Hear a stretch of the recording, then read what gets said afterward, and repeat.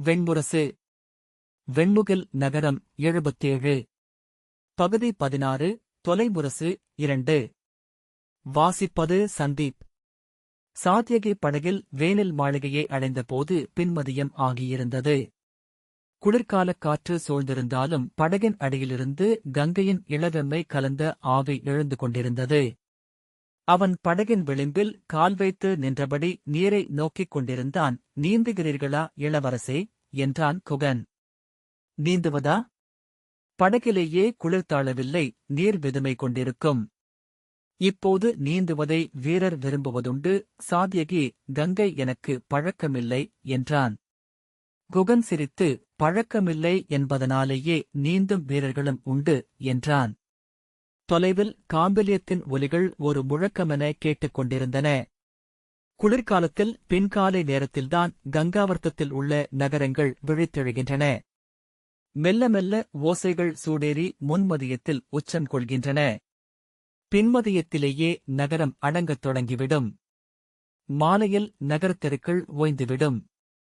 வானிலிருந்து திரையிறங்கியது போல மூடுபனி தெருக்களை மூடியிருக்க அப்பால் மழைக்குள் தெரிவது போல விளக்குகள் செவ்வொளி கரைந்து வழிய தென்படும். குளிர்காலம் முழுக்க இங்கே இசை கேட்பதுதான் வழக்கம் என்றார் கருணர். வணிகர்கள் பெரிய இசை நிகழ்வுகளை அமைப்பார்கள். குலச்சபை கூடங்களில் அவர்களின் குலப்பாடகர்கள் பாடுவார்கள். சிறிய இல்லங்களில் கூட இசைதான் நிறைந்திருக்கும். ஆனால் சென்ற சில ஆண்டுகளாக இசையும் கலையும் குறைந்தபடியே வருகின்றன. ஒவ்வொரு இடத்திலும் மக்கள் கூடியமர்ந்து அரசியலைப் பற்றி பேசிக் கொண்டிருக்கிறார்கள். இந்த வருடம் சொல்லும்படி ஓர் இசை நிகழ்ச்சி கூட நடக்கவில்லை. யயாதியின் வீழ்ச்சியை, ராவணனின் அழிவை, பரசுராமரின் எழுச்சியை கேட்க எவருக்கும் பொறுமை இல்லை. அவர்கள் அறிய விழைவதெல்லாம் எந்த நாடு எவருடன் உறவு கொண்டுள்ளது, எந்த இளவரசியை யார் கவர்ந்து சென்று மணந்துள்ளனர் என்பதைப் பற்றி மட்டுமே. எளிய குதிரைக்காரனிடம் பேசினால் கூட பாரத வருஷத்தின் இன்றைய அரசியல் குறித்து அவனுக்கு ஒரு உளச்சித்திரம் இருப்பது தெரிகிறது. என்ன செய்ய வேண்டும், என்ன செய்யக்கூடாது என்று அவனுக்கும் சில கருத்துக்கள் உள்ளன. கருணர் சிரித்து, குறைவாக அறிந்திருப்பதனால் அவன் சொல்வது நாம் நினைப்பதைவிட தெளிவுடன் இருக்கவும் வாய்ப்புண்டு என்றார். மக்கள் முழுமையாகவே மாறிவிட்டிருக்கிறார்கள். ஏன் என்றான் சாத்யகி. ஏனென்றால் அங்கே அஸ்தினபுரி மாறிவிட்டது. அங்கு பேரரசர் அன்றி பிறர் இசை கேட்பதில்லை. அங்கே கலை நிகழ்ச்சிகளே இல்லை. அங்கே ஒவ்வொரு நாளும் அரசியல் சூழ்ச்சிகளே நடந்து கொண்டிருக்கின்றன. பறவை கூட்டத்தை அழைத்துச் செல்வது ஒரேயொரு முதல் பறவைதான். அஸ்தனபுரியையே பாரத வருஷமும் நடிக்கிறது. மீண்டும் புன்னகையுடன் ஒவ்வொருவரும் கேட்டுக் கொண்டிருப்பது போரின் கதைகளை, விவாதிப்பது போருக்கான சூழ்ச்சிகளை. கோடை காலத்தில் அனைத்து உயிர்களும் மழைக்காக இயங்குவது போல பாரத வருஷமே ஒரு பெரும் போருக்காக காத்திருக்கிறது.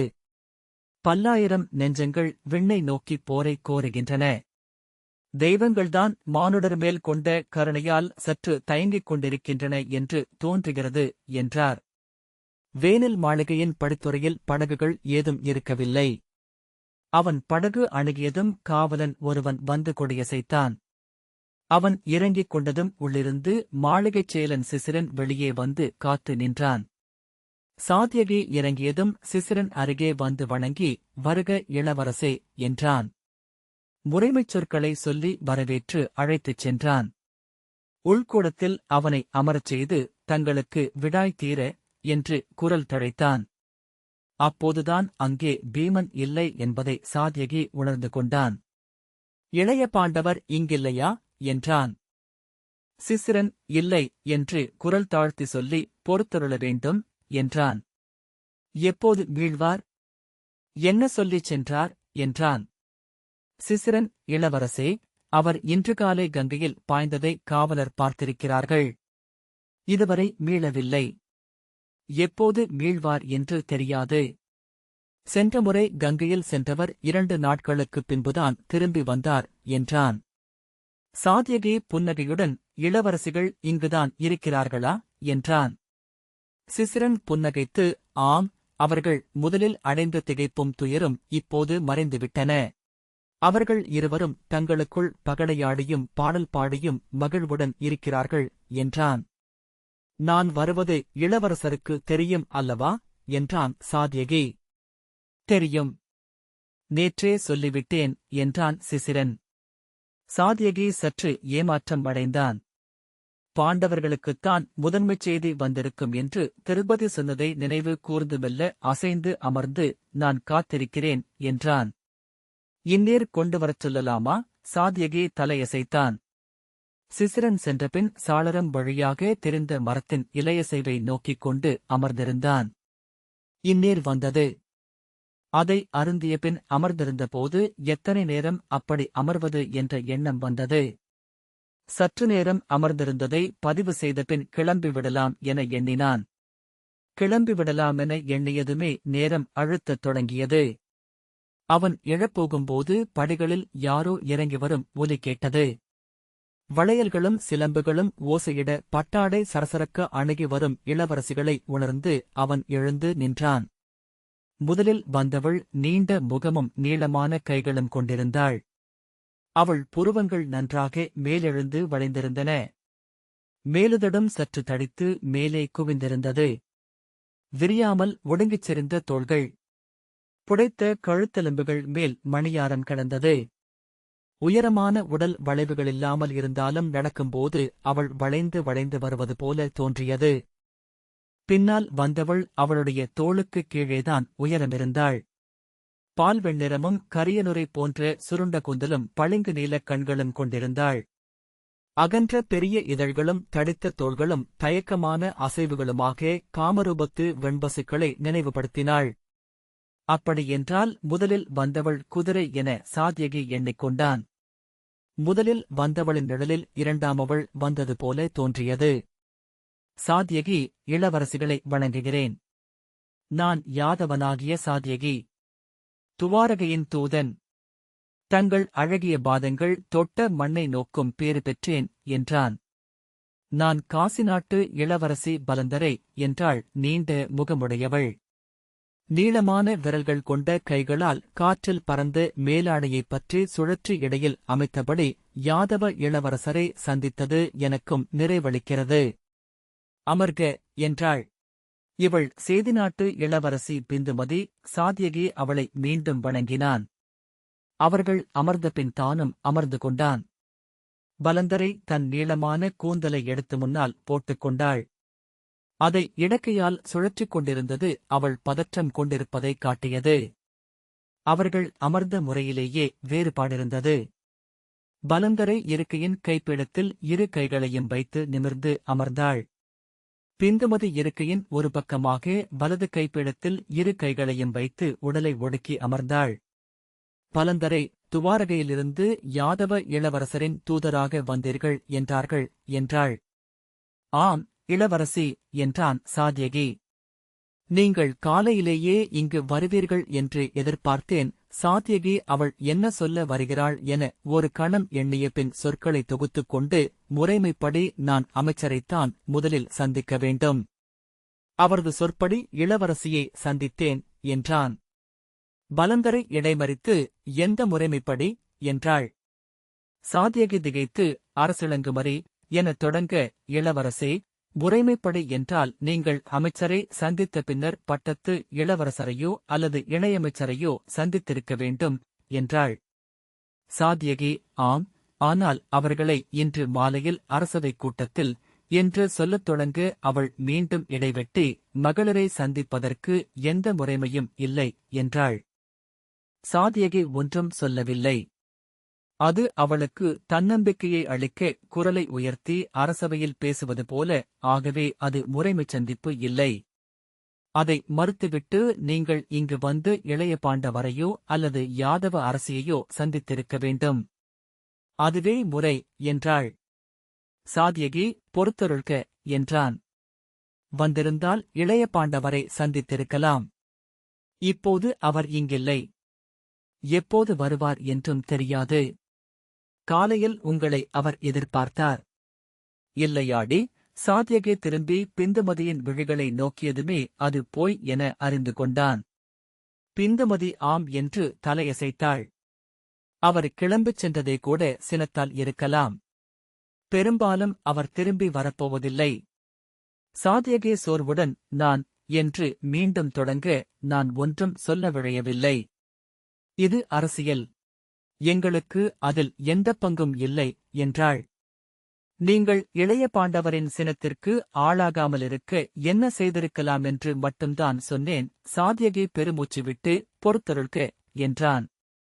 பலந்தரை விழிகளை விலக்கி இயல்பாக என்ன சொன்னாள் என்றாள். சாத்யகி யார் என்றான். இந்திரபிரஸ்தத்தின் பேரரசி என்றாள். இளவரசியை நான் அரசமுறையாக சந்திக்கவில்லை. தனிப்பட்ட சந்திப்புதான். சந்திப்பின் நிகழ்வுகளை வெளியே சொல்ல எனக்கு ஆணையில்லை. பலந்தரை சீற்றத்துடன் சொல்லும்படி நான் ஆணையிடுகிறேன் என்றாள்.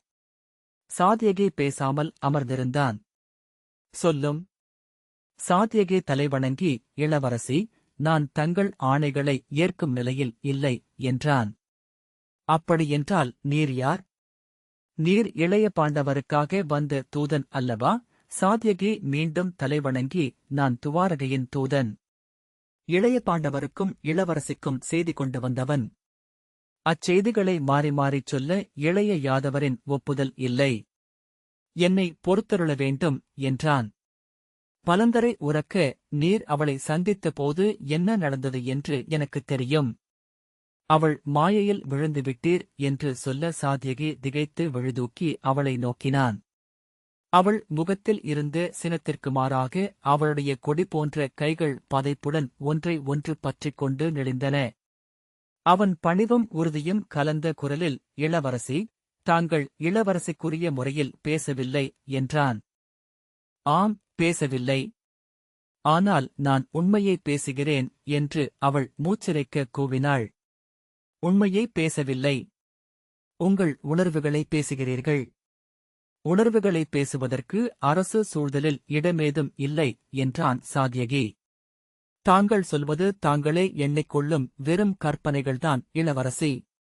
நீங்கள் இளைய பாண்டவரால் பாஞ்சால இளவரசிக்கு நிகராக எண்ணப்படவில்லை என்ற சினத்தில் பேசுகிறீர்கள் என்று நான் சொன்னால் எப்படி இருக்குமோ அதுபோல என்றான். என்ன என்றபடி பலந்தரை எழுந்துவிட்டாள். நான் அப்படி சொல்ல துணிய மாட்டேன். ஏனென்றால் இளைய பாண்டவரின் அரசி என் அரசி அல்ல என்றாலும் மதிப்பிற்குரியவர். நான் துவாரகையின் அரசருக்கு மட்டுமே கட்டுப்பட்டவன் என்று சொல்லி சாத்யகி தலைவணங்கினான். நான் யார் தெரியுமா? யாருடன் பேசுகிறீர் தெரியுமா என்று பலந்தரை கை நீட்டி கூச்சலிட்டாள். அக்கா வேண்டாம், அக்கா என்று பிந்துமதி அவள் புயத்தைப் பற்றி அசைத்தாள். அவள் கையை உதறி என்னை யாரென்று நினைத்தீர் என்றாள். அவள் குரல் உடைந்து உலோக ஒலி எழுப்பியது. ஆம், நீங்கள் காசி நாட்டு இளவரசி. அஸ்தனபுரியின் பேரரசியாக ஆகப் போகிறவரின் தங்கை. பலந்தரை உடல் அனைத்து விசையையும் இழப்பது தெரிந்தது. இடையில் ஊன்றிய கை விழுந்து வளையல் ஒலித்தது. விழிகளில் நீர் நிறைந்திருக்க பற்களை கடித்தமையால் தாடை அசைய நீர் இதற்காக கண்ணீர் வடிப்பீர். இப்போது சொல்கிறேன், இதற்காக கண்ணீர் வடிப்பீர் என்று கூவிய பின் திரும்பி படிகளில் ஏறி ஓடினாள். பிந்துமதி அவனை ஒரு கணம் தயங்கி நோக்கிய பின் திரும்பி தொடர்ந்து ஓடினாள். சாத்யகி பெருமூச்சுடன் மீண்டும் அமர்ந்து கொண்டான். தன்னை எளிதாக்கிக் கொள்ள அவனுக்கு மேலும் நேரம் தேவைப்பட்டது.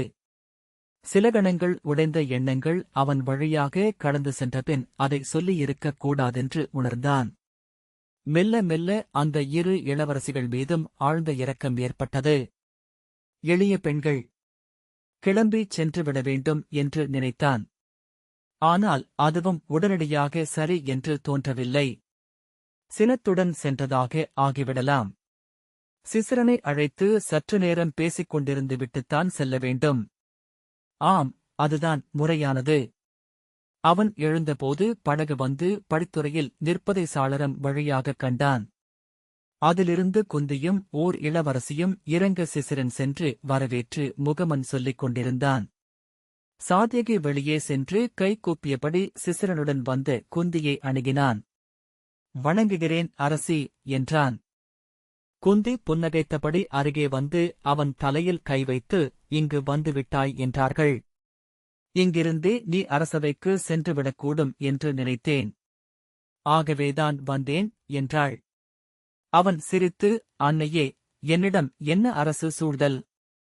நீங்கள் இளைய பாண்டவர் இங்கில்லை என்று அறிந்துதான் வந்தீர்கள் என்றான். மூடா என்று அவன் தோளில் அடித்து சிரித்து குந்தி, இவள் சேதி நாட்டு இளவரசி கரேணுமதி, நகுலனின் துணைவி என்றாள். சாத்யகி தலைவணங்கி, இளவரசியை சந்திப்பதனால் வாழ்த்தப்பட்டவன் ஆனேன் என்றாள்.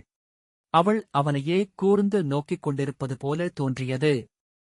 அவன் பார்வையை விலக்கிக் கொள்ளும்போது அவள் பிந்து மேலேதான் இருக்கிறாளா என்றாள். அவள் தன் முகத்திலிருந்தே எதையோ உய்த்துக் கொண்டதை சாத்யகி உணர்ந்தான். ஆம், முறைமைப் பேச்சுக்குப் பின் மேலே சென்று விட்டார்கள். நான் கிளம்புவதற்காக வெளியே வந்தேன் என்றான். அவள் அதற்கு எப்பொருளும் தோன்றாமல் தலையசைத்தாள். அவர்கள் ஏன் கீழே வரவில்லை என்றபடி குந்தி நடந்தாள். முறைமுரசு ஒலிக்கவில்லை அல்லவா? அறிந்திருக்க மாட்டார்கள் என்றான் சாத்யகி. ஆம் சிசிரரே, இளவரசிகளுக்கு என் வரவை அறிவியும் என்றபடி அவள் மேலேறி கூடத்திற்குச் சென்று அமர்ந்தாள். துவாரகையில் இருந்து இங்கு வந்த பின்னர் ஒருநாள் கூட நான் அந்நகரை எண்ணாமல் இருந்ததில்லை. இன்று என் உள்ளத்தில் அஸ்தினபுரியை விட துவாரகையே எனது நகர் என்று தோன்றுகிறது. குந்தி சாத்யகியிடம் அமரும்படி கை காட்டினாள். கரேணுமதி விலகி நின்று அவனை நோக்கிக் கொண்டிருந்தாள்.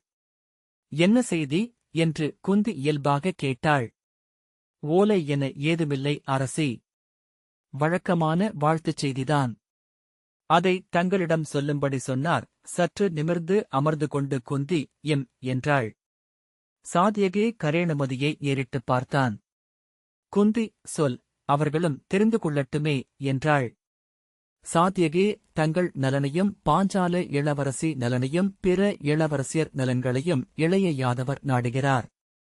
தாங்கள் அஸ்தினபுரிக்கு செல்லும்போது அவரும் அங்கிருப்பார் என்றும் அங்கே தங்களை சந்தித்து அடிபணியும் வாய்ப்பு கிடைக்கும் என்று நம்புவதாகவும் சொன்னார். அவ்வளவுதான். அவன் சொல்வதற்குள்ளாகவே அவள் விழிகள் மாறிவிட்டன. தலையை அசைத்து ஆணையிடுகிறானா என்றாள் புன்னகையுடன். சிறுமூடன் என்று சொல்லி அசைந்து அமர்ந்து, ஆம், அதுதான் முறையாக இருக்கும் என்றாள். எனக்குப் புரியவில்லை என்றான். என்னை உடனே அஸ்தினபுரிக்கு செல்லும்படி சொல்கிறான். அவனும் கிளம்பி அங்கே வருவான். என் மைந்தர் தங்கள் இளவரசிகளுடன் நகர் நுழையும்போது அவனும் நானும் அங்கே இருக்க வேண்டும் என்பது அவன் திட்டம். சாத்யகி வியந்து, நீங்கள் என்ன எண்ணியிருந்தீர்கள் என்றான். நான் இவர்களுடன் சேர்ந்து அங்கே நகர் நுழைவதாகத்தான் எண்ணிக் கொண்டிருந்தேன். சாத்யகி நெஞ்சில் ஓடிய எண்ணத்தை உய்த்தறிந்து, என்னை அவன் அங்கே செல்லச் சொல்கிறான் என்றால் உன்னையும் என்னுடன் வரச் சொல்கிறான் என்றே பொருள் என்றாள். சாத்யகி தலை வணங்கினான். குந்தி தன் முகவாயை வருடியபடி, அங்கே மூத்த அரசர் இப்போது இல்லை. அவர் எதற்காக காட்டுக்குச் சென்றார் என்ற ஐயம் எனக்கு அப்போதிருந்தே இருந்தது. அது இப்போது மேலும் உறுதியாகிறது என்றாள். சாத்யகி ஏன் என்றான். குந்தி திரும்பி நோக்க சிசிரன் வந்து நின்று, இளவரசியருக்கு சற்று உடல் நலமில்லை என்றார்கள். மூத்தவருக்கு என்று சொல்ல குந்தியின் விழிகள் மாறின. இருவீரர்களை அழைத்துச் சென்று அவர்களின் கைகளைக் கட்டி இழுத்துக் கொண்டு வாரும் என்ற பின் திரும்பி, மைந்தா, எதற்காக விழியிழந்த அரசர் காடுபுக வேண்டும்? அதைத்தான் நாம் எண்ணிப் பார்க்க வேண்டும். அதற்கான எந்தச் சூழலும் அங்கில்லை என்றாள். மிக இயல்பாக தொடர்ந்தாள். ஏனென்றால் அஸ்தினபுரியில் இந்நாட்களில் ஏதோ அரச அறிவிப்புகள் வரப்போகின்றன. அவை அவரது பெயரால் வெளிவருமென்பதனால் அரசாணைகளேதான். ஆனால் அவருக்கு அதில் பங்கில்லை என்றும் ஊரார் நினைக்க வேண்டும். சிசிரன் தவிப்புடன் அரசி என்றான். திரும்பி அவனிடம், அது என் ஆணை என்ற குந்தி உடனே விழுதிருப்பி சாத்யகியிடம், நிலப்பகுதிகளை எப்படிப் பிரிப்பது என்பது முடிவாகிவிட்டது. முழு வரைபடத்தையும் எனக்கு அனுப்பிவிட்டனர். நான் துவாரகைக்கும் அதன் மெய்ப்பை அனுப்பியிருக்கிறேன். விதுரர் அமர்ந்து அமைத்த பங்கீடு அது. அதில் இனி ஏதும் செய்ய முடியாது என்றாள். சிசிரன் அவளிடம் மேலும் சில சொற்கள் பேச விழைந்து அவள் அவனை நோக்கித் திரும்பாதது கண்டு திரும்பிச் சென்றான். கரேணுமதியின் உடல் தவிப்பதையும் உதடுகளை இறுக்கிக் கொண்டு ஆடையை கையால் பின்னியபடி அவள் வாயிலையும் குந்தியையும் மாறி மாறி நோக்குவதையும் சாத்யகி கண்டான். அவள் கைகள் கீழே சரிந்தபோது எழுந்த வளையலோசை கேட்டு சாத்யகி விழுதூக்க அவள் நின்ற இடத்திலிருந்து விலகாமலேயே பின்னடைந்தது போன்று உடலசைந்தாள். ஆனால் படைகள் இருக்கின்றன. அவற்றை பிரிப்பதில்தான் பெரிய விளையாட்டுகள் இருக்கும் என்றாள் குந்தி. படைகளை இப்போது பிரிக்க வேண்டியதில்லை என்பது மூத்த அரசரின் விருப்பம். அஸ்தினபுரியின் எல்லைக்காவல் படைகள் அப்படியே நீடிக்க வேண்டும். அவை பேரரசரின் ஆணையில் இருக்கும். இரு தலைநகர்களின் காவல் படைகள் மட்டும்தான் தனித்தனியாக இருக்கும். இரு நாடுகளும் தனித்தனியாக படை வல்லமையை பெருக்கிக் கொள்ளக்கூடாது என்பதும் பொது புரிதல். படிகளில் இளவரசிகள் இறங்கி ஓடிவரும் ஒலி கேட்டது. கதவு திறந்து இருவரும் வந்து மூச்சிறைக்க நின்றனர். பிந்துமதி உதடுகளை மடித்து அழுது கொண்டிருந்தாள். அவர்களை நோக்கிய விழிகளை அவன் திருப்பிக் கொண்டான். குந்தி அவர்களை அணுவிடை கூட திரும்பி நோக்காமல் இயல்பாக பேச்சைத் தொடர்ந்தாள். ஆனால் எப்படியோ படைவல்லமை இருதரப்பிலும் பெருகும் என்பதுதான் உண்மை. விதுரர் அரசு மேலாண்மையை சிறப்புறச் செய்வார். ஆனால் படைநீக்கங்களை அறிந்தவரல்ல. அஸ்தினபுரியின் படைகள் இன்னமும் காந்தாரர் ஆணையிலேயே உள்ளன. படை நடத்தத் தெரிந்த பெருந்தலைவனாகிய அங்கநாட்டரசனும் அவர்களுடன் இருக்கிறான். சாத்யகி இளவரசிகளை நோக்கி அறியாமல் சென்ற விழியை கட்டுப்படுத்தியபடி ஆம் என்றான்.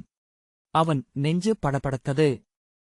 அத்துடன் மிகப்பெரிய ஒரு வினாவும் உள்ளது.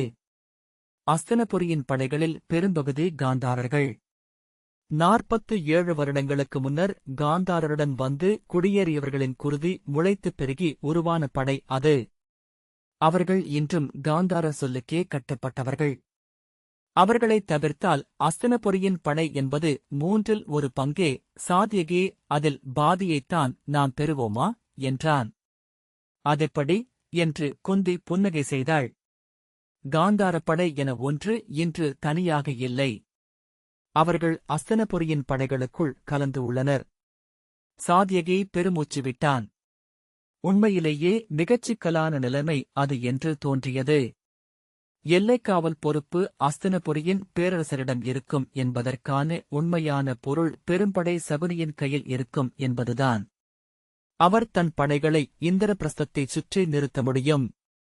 எல்லைக்காவல் என்பது நம்மை சிறை வைப்பதாக ஆகக்கூடும். சாத்யகி ஒரு கணம் கரேணுமதியை நோக்கிவிட்டு, நாம் என்ன செய்ய முடியும் அன்னையே என்றான். அவளுடைய கைவளை ஒலிதான் இயல்பாக தன்னை அவளை நோக்கச் செய்தது என உணர்ந்து இனி அவ்வொலியை தவிர்ப்பது என முடிவு செய்தான். என்ன செய்ய முடியும் என்று இப்போது சொல்ல முடியாது. அங்கே படைநகர்வு மற்றும் பிரிப்பு தொடர்பாக ஏதேனும் ஆணைகள் வெளியாகுமென நினைக்கிறேன். விதுரரின் பொதுப்பார்வைக்கு மிக இயல்பானவை என்றோ நமக்கு நலன் புரிபவை என்றோ கூட தோன்றக்கூடியவை.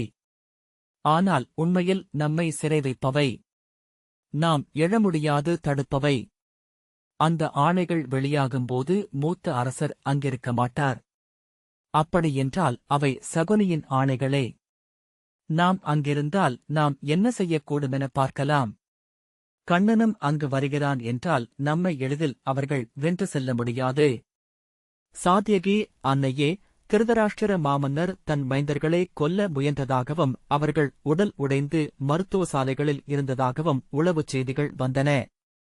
இளையவர் இன்னமும் கூட படுக்கையில் இருந்து எழவில்லை என்றார்கள் என்றான். குந்தி, நானும் அதை அறிந்தேன். ஆனால் என்ன நடந்தது என்று இப்போது சொல்ல முடியாது. ஒருவேளை அவரை இவர்கள் கொல்ல முயன்றிருக்கலாம். அவர் அதைத் தடுக்க போராடியிருக்கலாம் என்றாள். சாத்யகி திகைத்து, தந்தையா என்றான். ஏன்? உடன் பிறந்தவர்களை கொல்லத் துணிபவர்கள் அதைச் செய்ய தயங்குவார்களா என்ன என்றாள் குந்தி. கொல்லத் திட்டமிட்டிருக்க மாட்டார்கள். ஒரு சொல்மோதலின் முடிவில் சினம் கொண்டு தாக்கியிருக்கலாம். அது மற்போர் என்று நினைக்கிறேன். மூத்த அரசரை நான் அறிவேன். அவரை மற்போரில் வெல்ல பீமனாலும் இயலாது. நின்று போர் புரிவதற்கே பலராமர் ஒருவரால்தான் முடியும். இவர்கள் இருவர் இருந்தமையாலும் அவர் முதியவர் என்பதனாலும் துணிவு கொண்டிருக்கிறார்கள். அவரால் நசுக்கப்பட்டார்கள். சாத்யகி, இல்லை. ஆனால் என தயங்க என்ன நடந்திருக்குமென்றே தெரியவில்லை. அது ஒரு நாடகமா இல்லை உண்மையிலேயே ஒரு போசல் நிகழ்ந்ததா? மூத்த அரசர் அஸ்தினபுரியில் இருக்கும் வரை முழுமையான கட்டுப்பாடு காந்தாரர் கைக்கு வராது. ஆகவே அரசரை காடேகும்படி சொல்லியிருக்கலாம். அது அவரை சினம் கொள்ள செய்ததில் மைந்தர்களை தாக்கியிருக்கலாம். ஆனால் பின்னர் அவரை அச்சுறுத்தி காடேக ஒப்புக்கொள்ள வைத்திருக்கலாம். அவர் இல்லாதபோது அஸ்தினபுரி என்பது காந்தார அரசேயாகும்.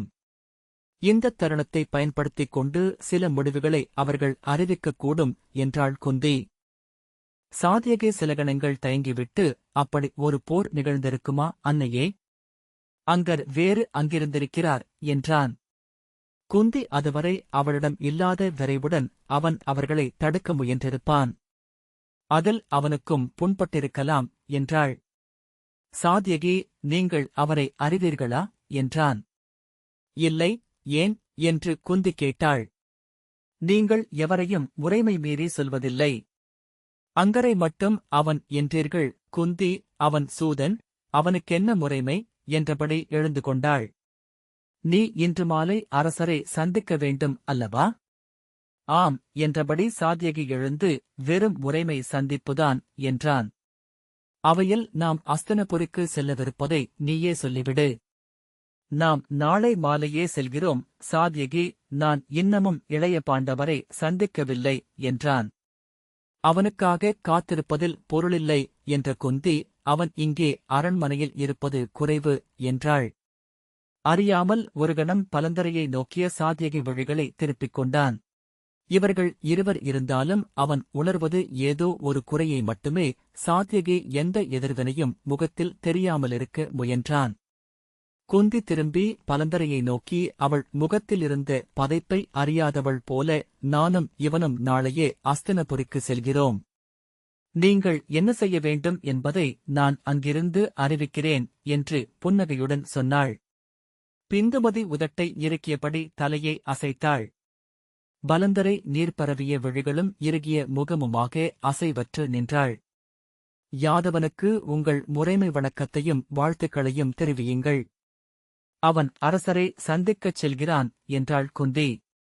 பலந்தரை பேச முயன்றபோது தொண்டை அடைத்திருந்தது. அதை சீர் செய்தபடி, தங்கள் வரவால் நாங்கள் பெருமைப்படுத்தப்பட்டோம் யாதவ இளவரசே. தங்களை வணங்கி வாழ்த்துகிறோம் என்றாள். சாத்யகி, பெருமை என்னுடையது இளவரசி என்றான்.